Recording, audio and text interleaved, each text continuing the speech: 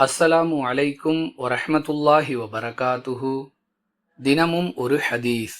கண் திருஷ்டியை கழிப்பதற்காகவும் காற்று கருப்பை விரட்டுவதற்காகவும் ஒட்டகத்தின் கழுத்தில் கயிறு மற்றும் மாலை ஆகியவை இருக்கக்கூடாது.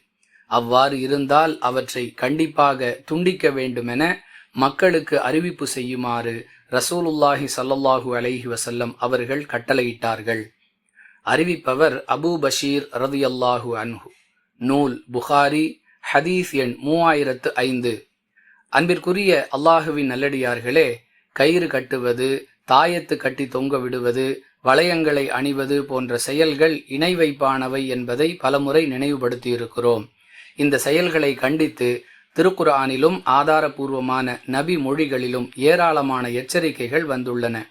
அன்பிற்குரியவர்களே, மனிதர்களுக்கு மட்டுமல்ல, கால்நடைகளாகிய ஆடு, மாடு, ஒட்டகம் போன்றவற்றிற்கும் இவற்றை கட்டக்கூடாது என்று இஸ்லாம் தடை விதித்திருக்கிறது. நினைவில் கொள்வோம். வாஹிர் தஅவானா அனில் ஹம்துலில்லாஹி ரப்பில் ஆலமீன்.